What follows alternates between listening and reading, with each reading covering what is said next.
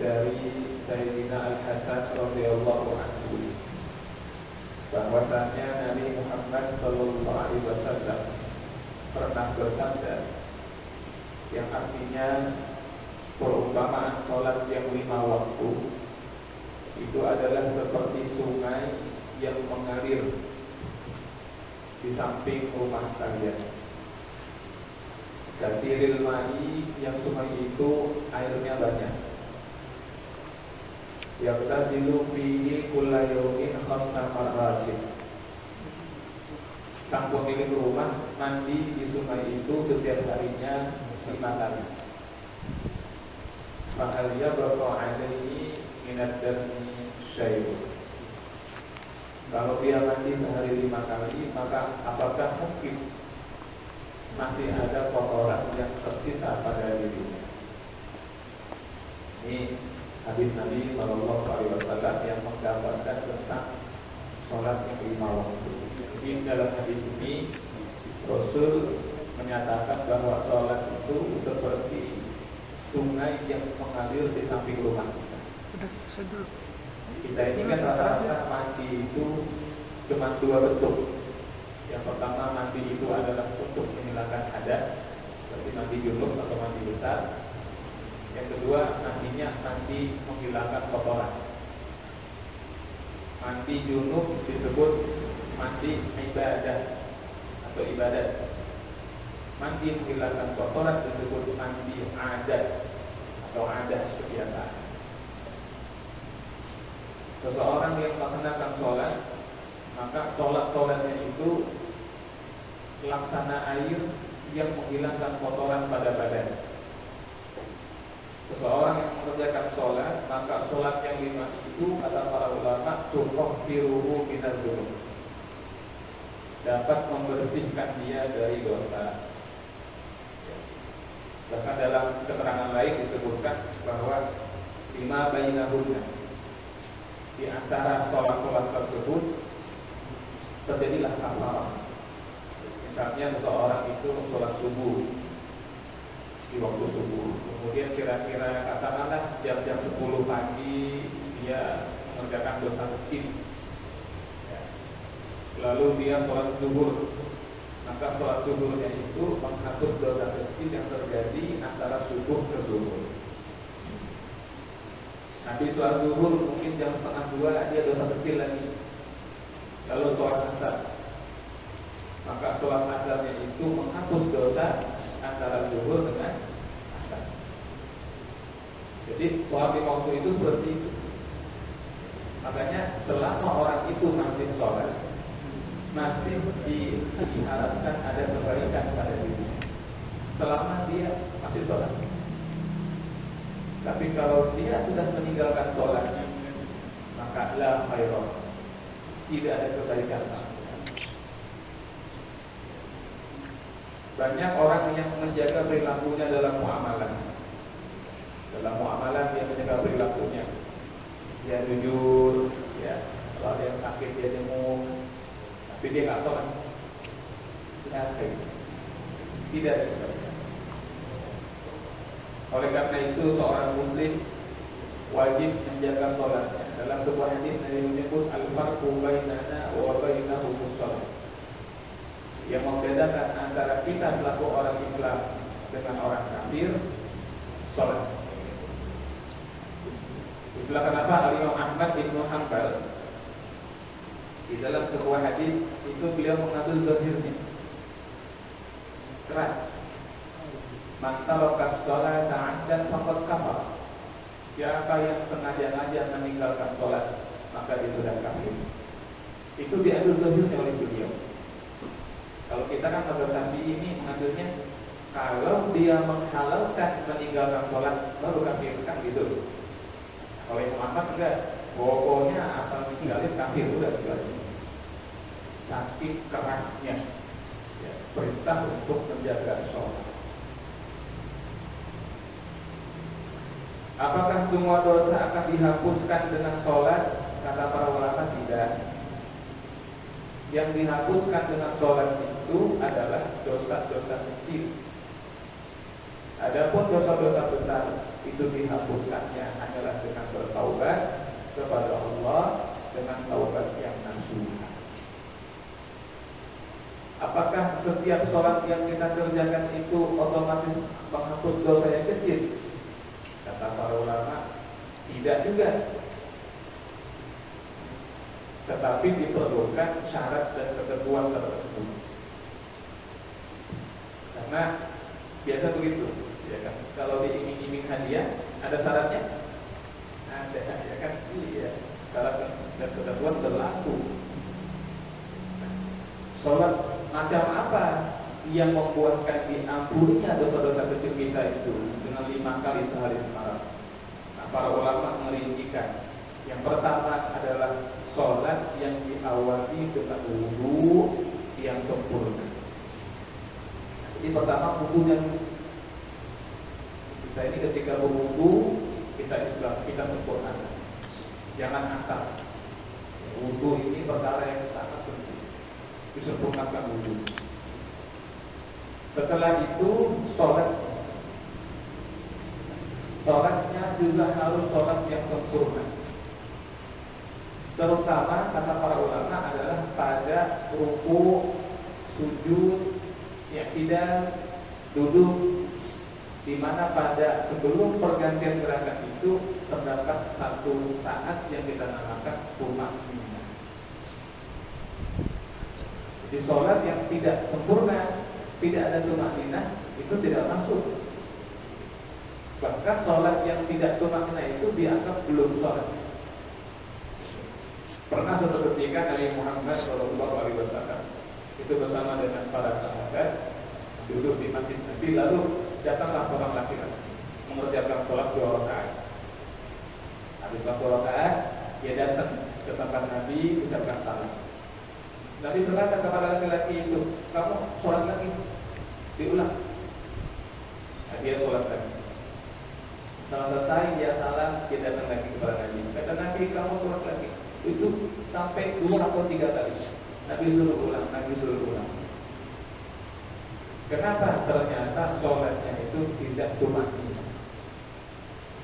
Orang yang sholatnya tidak tumakninah atau ketinggalan tumakninahnya, atau dia tinggalkan tumakninah, maka sholatnya itu dianggap tidak sempurna.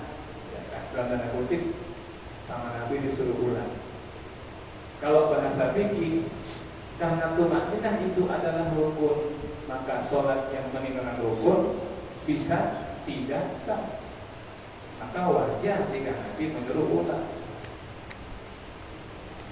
Makanya di dalam ilmu sholat ada banyak cabang, ya kan?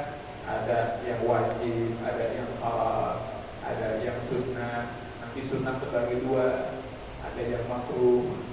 Ketika kita mengerjakan sholat, maka ilmu sholat kita itu harus minimal 2. Yang pertama adalah kita tahu apa yang harus dikerjakan, dan yang kedua kita tahu apa yang tidak boleh dikerjakan. Harus 2 itu.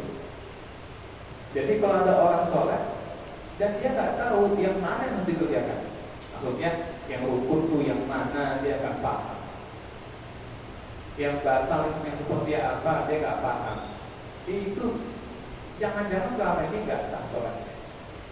Karena boleh jadi akibat ketidaktahuannya yang mestinya dikerjakan dia tinggal, yang tidak boleh justru dia ambil. Jangan-jangan. Maka perkara sholat itu kadang-kadang orang ada kita dari itu sudah sholat besar, masya Allah, alhamdulillah bagus, saya bilang gitu kan. Iya. Jadi kita kenapa aku dari itu sudah sholat? Ya tinggal dicek right, sesuaikan praktek yang kita kerjakan dengan kaidah. Fikul syai'in thoriq wa thoriqul jannah al-ilm. Setiap sesuatu itu ada jalannya, dan jalan ke surga itu adalah dengan ilmu. Contoh misalnya, masih ada orang yang menyangka bahwa di dalam sholat itu ketika dia mengangkat tangan itu wajib, padahal itu sunnah. Karena dianggap itu wajib dan harus, dia selalu mengurusi orang ketika mengangkat tangan. Oh, kamu nggak benar angkat tangannya ini, kau diurusi orang.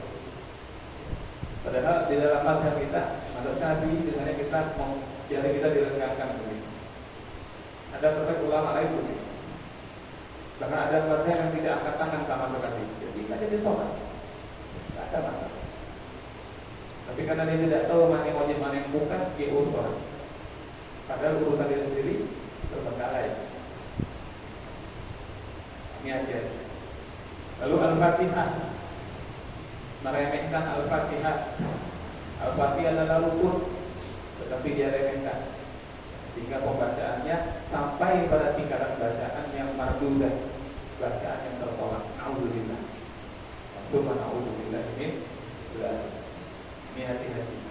Ketahui mana yang rukun dan ketahui mana yang mau berjirat, ya, mana yang membatalkan sholat. Baru kita bisa berharap sholat itu menghapus dosa-dosa kecil, insyaallah.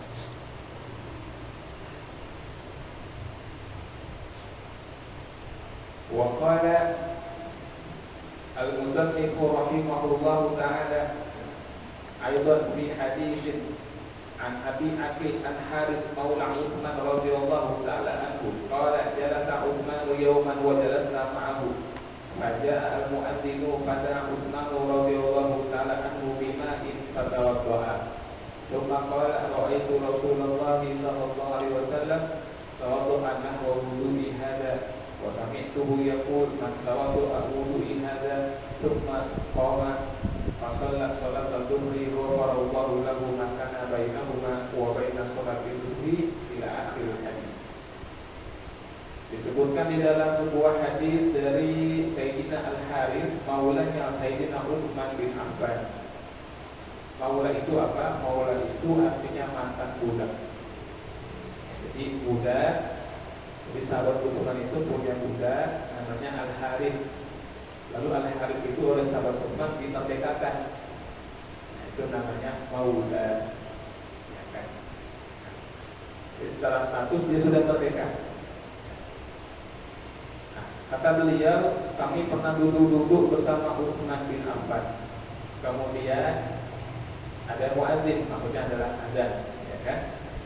Maka didatangkan air kepada sahabat Utsman untuk berwudu. Kemudian sahabat Utsman berwudu. Setelah berwudu, sahabat Utsman berkata, saya telah melihat Rasulullah SAW berwudu seperti yang tadi saya contohkan. Jadi sahabat Utsman dan sahabat-sahabat lain berwudu itu mencontoh Rasulullah SAW. Nah, kemudian saya mendengar Nabi bersabda, barang siapa yang berwudu seperti wudunya saya, lalu sholat seperti sholatnya saya, sholat zuhur itu, ya kan? Maka Allah akan ampuni dosanya antara zuhur dengan subuh. Terus sampai pembahasan hadis tentang sholat isya, ya, bahwa sholat asar menghapus dosa antara zuhur dengan asar, sholat maghrib menghapus dosa antara asar dengan maghrib, sholat isya menghapus dosa antara maghrib dengan isya, dan sholat subuh menghapus dosa antara isya dengan sholat subuh. Itu semuanya amal yang saleh. Nah, kemudian wa hunna al-hasanatu yudhibna as-sayyi'at. Sholat yang 5 waktu itu kata Nabi adalah al-hasanat, pundi-pundi kebaikan. Sholat yang 5 itu adalah pundi-pundi kebaikan. Yudhibna as-sayyi'at, yang dapat menghilangkan kejelekan-kejelekan. Mendengar itu para sahabat bertanya, ya Rasulullah, kalau sholat yang 5 waktu itu adalah pundi-pundi kebaikan atau al-hasanat, maka al-baqiyatus sholihat. Kalau begitu, apa amal yang disebut sebagai al-baqiyatus sholihat? Al-baqiyatus sholihat artinya amal yang langsung, yang kebaikan itu akan langsung, yang luar biasa.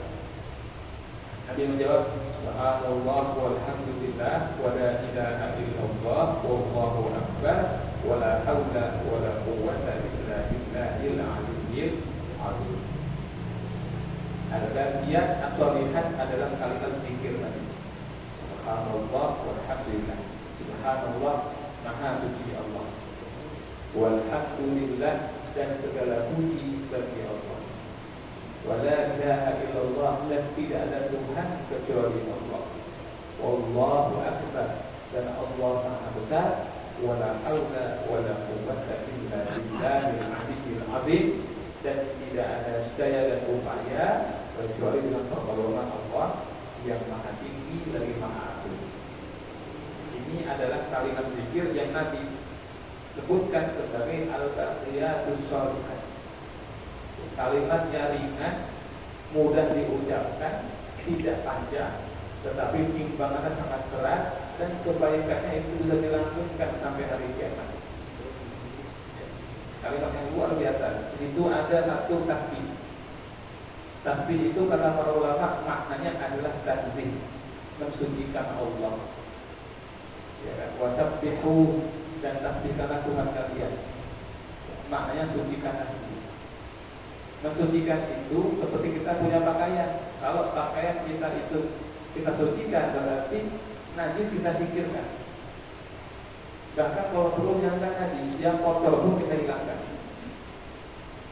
Jadi kalau kita mensucikan Allah, maka yang najis berarti yang mustahil, ya kan? Yang tidak mungkin berlaku terdapat pada Allah, kita singkirkan daripada sifat-sifat, ya kan? Yang tidak patut dari Allah, ya, yang tidak mungkin terjadi pada Allah, itu kita singkirkan.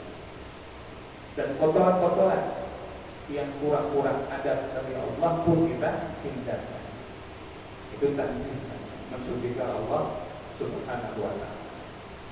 Sucikan dia dari sifat-sifat yang tidak patut, sucikan dari sifat-sifat yang menyalahi adab, ya, kepada Allah Subhanahu wa ta'ala. Itu tasbih. Yang kedua adalah walhamdulillah. Ini kalimat tahmid. Ya, tahmid itu artinya pujian. Seseorang ketika memuji Allah, maka dia menjadikan pujian-pujian itu yang pertama harus terlepas dari segala pemberian. Ini yang dikatakan oleh para ulama, berbeda antara pujian dengan syukur. Walaupun nanti ujungnya salah satu cara kita bersyukur kepada Allah adalah memujinya. Tetapi konsep bahwa pujian itu harus dilepaskan dari segala pemberian itu harus tertanam di benak kita ini. Sehingga apapun yang Allah beri, entah itu manis rasanya, entah itu pahit rasanya, kita tetap memuji Allah. Yang Allah beri sesuai yang kita mau, yang Allah berikan nggak sesuai yang kita mau, tidak putus kita untuk memuji Allah. Sebagai guru kita ada yang mereka ketika mendapatkan musibah dia mengatakan alhamdulillahi ala kulli hal. Segala puji bagi Allah ala kulli halin, atas segala keadaan. Itu kalau kita baca kan? Ya kan, alhamdulillah ala kulli halin wa fi kulli hal wa bi ni'matin ya karim Allahu akbar. Puji Allah. Bagaimana kita tidak memuji Allah dalam segala keadaan? Sebab bahkan ketika Allah dalam tanda kutip menimpakan kesulitan kepada kita, Allah berikan kemudahan. Bahkan itu Allah janjikan minimal ada dua kemudahan. Inna ma'al usri yusra, wa inna ma'al usri yusra. Itu minimal dua kemudahan untuk satu kesulitan. Bukan hanya karena itu ayat bilang dua kali, tetapi ketika Allah menyebut kesulitan di situ, inna ma'al usri, kesulitan itu pakai alif lam, al-usr, al-usr, inna ma'al usri, al-usr. Ditambahkan alif lam, maknanya satu sudah, ma'rifah sudah, tertentu. Di yang kedua pun sama, inna ma'al usri, ada alif lam, al-usr. Sehingga kesulitan di ayat yang awal dengan yang kedua itu yang sama. Sementara kemudahannya nggak ada alif lam, yusra, yusra. Kalau tidak ada alif lam berarti maknanya nakirah. Nakirah berarti maknanya umum, ya kan? Indefinite, luas sekali. Sehingga minimal kata para ulama satu kesulitan minimal ada dua kemudahan. Itu minimal, bisa lebih. Contoh orang dikasih sakit, satu kesulitan, Minimal ada 2 kemudahan. Apa itu? Satu, misalnya dia berobatnya nggak perlu bayar. Oke? BPJS misalnya gitu kan, atau KIS misalnya. Sakit atau kesulitan, kemudahannya apa? Pertama, kalau usah bayar. Yang kedua apa? Rumah sakitnya dekat atau dekat dengan paskesnya, itu kemudahan juga dari Allah. Banyak orang yang punya kartu sehat tapi jauh sekali. Sementara kita Allah kasih nggak usah bayar, tempat berobatnya dekat, kendaraannya mudah, akses jalannya mudah. Itu kemudahan minimal 2. Itu minimal. Maka meskipun Allah menimpakan, dalam tanda kutip ini bahasa menimpakan sebenarnya tidak patut ya, tapi ini kita belajar adab. Seandainya Allah pun dalam tanda kutip menimpakan musibah, Dia memberikan kemudahan. Seandainya pun Allah dalam tanda kutip menimpakan kesulitan, Dia tidak kehilangan kelembutannya. Tetap letih, tetap lembut. Itulah kenapa bagi orang-orang yang Allah kehendaki kebaikan, begitu dia diuji dengan kesulitan, justru semakin bertambah imannya, ya, bertambah takarubnya kepada Allah. Itu bukti lembutnya Allah. Ya, dia merasakan lebih mantap ibadahnya kepada Allah. Habis kena musibah, kena ujian lebih tawadhu orangnya. Ya kan, kalau dulu sombong, sekarang enggak. Bukti bahwa dia tersentuh. Ada kelembutan Allah di sini. Makanya puji Allah dalam segala urusan. Wala ilaha illallah, dan tidak ada ilah melainkan Allah. Ini kalimat tauhid. Ya, orang Islam wajib memegang teguh kalimat ini. Kalau dalam dunia perwayangan ada istilah iman kalimusodo. Nah, itu ya. Kalimat syahadat, bersaksi tidak ada Tuhan kecuali Allah dan bahwa Nabi Muhammad adalah utusan Allah. Itu jimat, pegang sampai mati. Tauhid itu adalah inti dari ajaran agama Islam. Mentauhidkan Allah. Wallahu akbar. Takbir itu adalah membesarkan Allah. Semangat dari Allah. Kenapa kalau mau berperang, apa yang diucapkan? Sebelum berangkat maju itu. Apa langsung serbu kan? Tidak kan? Gitu kan? Orang Islam apa dulu deh?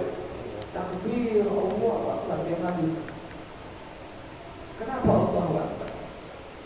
Supaya setiap prajurit Islam itu ingat, ketika dia mengangkat senjatanya, ketika dia menggebah kudanya, dia berangkat menyongsong musuh, bukan untuk membesarkan dirinya, bukan untuk membesarkan klannya, bukan untuk membesarkan suku dan kelompoknya, bukan untuk mencari dunia atau perampasan wanita, tetapi untuk membesarkan Allah. Harus ingat itu. Maka filosofi Allah akan diucapkan di situ. Kita ingat, kita bukan membesarkan nama kita, ya kan? Kita dapat amanah dari Allah, posisi tertentu dengan tugas tertentu yang dibesarkan harus Allah, bukan kita, bukan pribadi kita, bukan nama. Jadi boleh jadi kita sudah berbuat, tapi nama kita kecil kita, atau dituduh ABCD kan biasa itu, ya kan? Sudah berbuat, sudah berjuang, tapi ada orang yang benci lalu difitnah, nama kita jadi jatuh. Jangan berkecil hati, sebab sejak awal memang tujuan kita bukan membesarkan nama diri sendiri, tapi nama Allah. Wala haula wala quwwata illa billahil aliyyil. Tetapi tidak ada orang bisa mensucikan Allah, tidak sanggup dia memuji Allah, tidak sanggup dia menegakkan tauhidullah, tidak sanggup dia menjadikan seluruh amalnya sebagai untuk membesarkan Allah, kecuali Allah kasih kekuatan. Sebagaimana kita tidak bisa berbuat taat kecuali karena kekuatan dari Allah, kita juga tidak bisa meninggalkan maksiat, kita tidak bisa terhindar dari maksiat kecuali karena penjagaan Allah. Itulah la haula wala quwwata illa billahil aliyyil. Maka yang sudah dipermudah berbuat kebaikan, harus ingat kita bisa berbuat baik karena pertolongan Allah. Yang sudah mampu menjaga diri dari kemaksiatan, dia harus ingat dia terjaga dari kemaksiatan semata-mata karena penjagaannya Allah, bukan karena kehebatan dirinya semata-mata. Ini al-baqiyat as-shalihah, ya. Baik, sampai di sini. Jika ada yang menanyakan atau ditambahkan terkait materi kita atau yang lain, ya silakan. Kalau ada mau.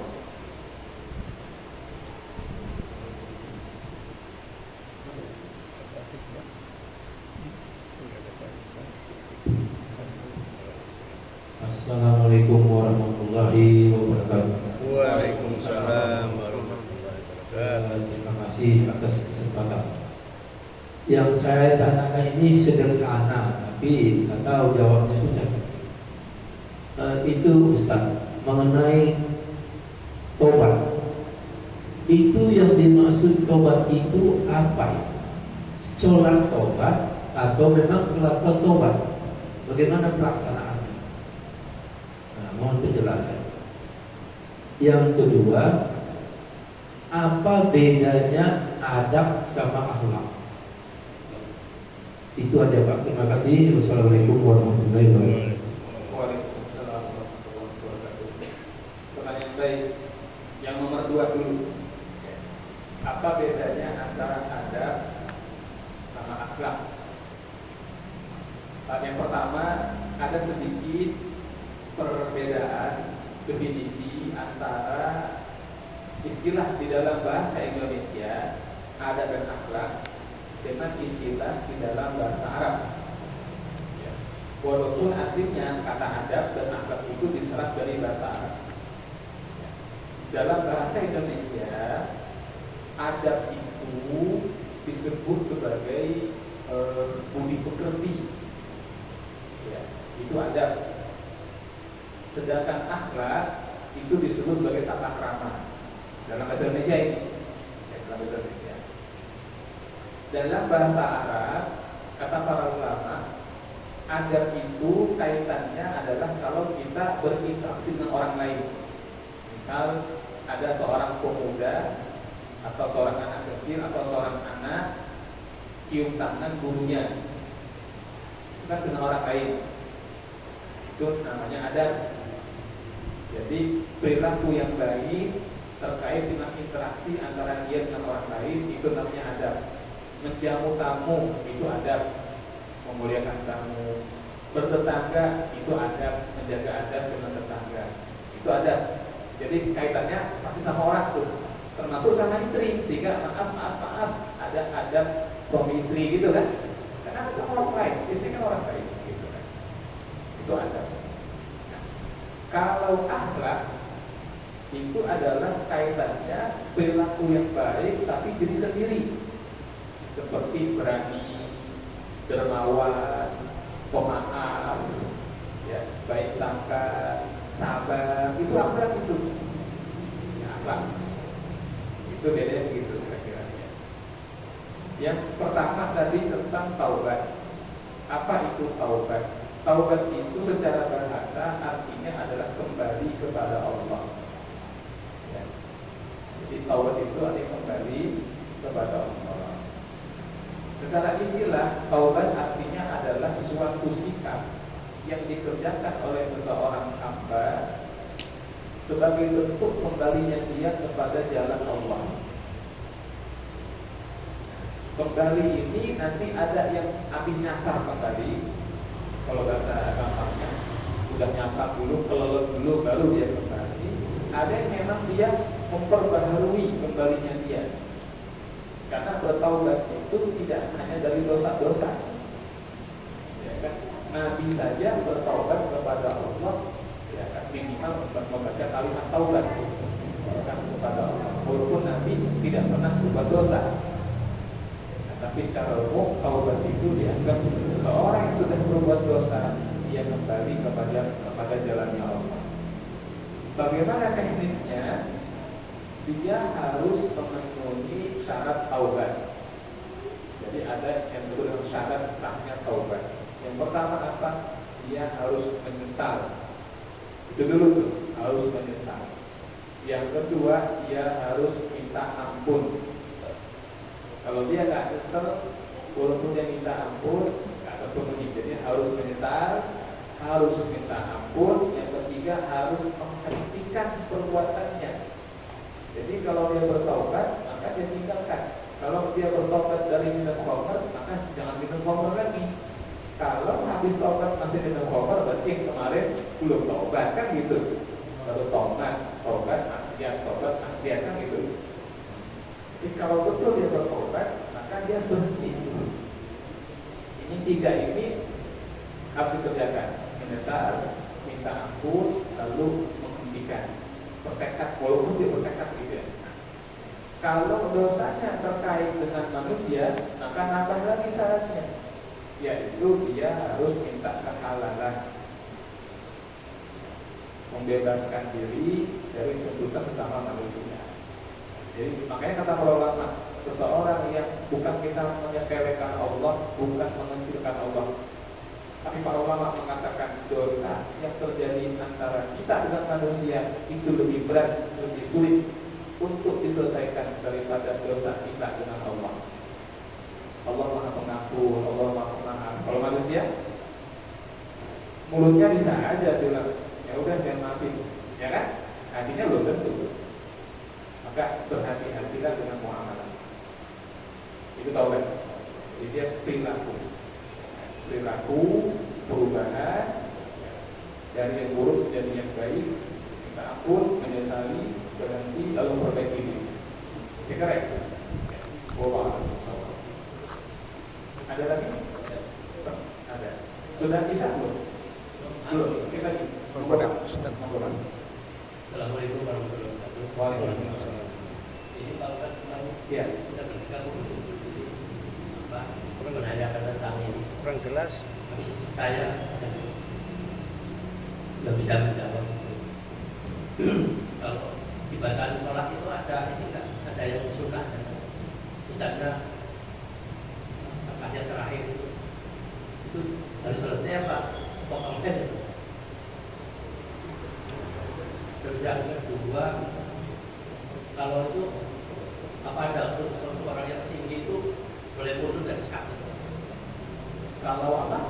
Orangnya tinggi, bisa satu senti tingginya. Dan dia suka mundur Pak. Jadi kalau dari satu.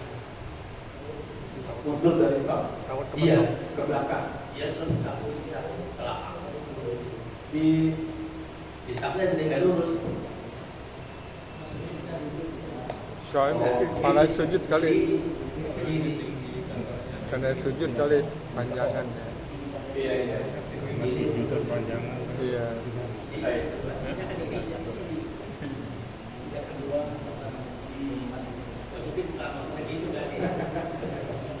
Iya. Terima kasih Pak. Waalaikumsalam warahmatullahi wabarakatuh. Pertanyaan bagus. Yang pertama, apakah di dalam sholat itu terdapat bacaan-bacaan yang sunnah? Wah, banyak yang sunnah itu. Ya, di dalam sholat itu terdapat banyak bacaan yang sunnah. Misalnya membaca ta'awudz sebelum membaca Al-Fatihah, membaca ta'awudz sebelum membaca Bismillah, itu bacaan sunnah. Ya kan? Kemudian kalau kita iqtigal sami Allahu liman hamidah, itu sudah cukup sebetulnya. Ya kan? Kalau ditambahkan lagi, amin usama itu sunnah gitu kan. Ruku subhana rabbil azim wa bihamdihi satu kali. Kalau mau sampai 3 itu sunnah. Ya, sujud pun demikian. Ya kan? Nah, termasuk juga dalam tahiyat.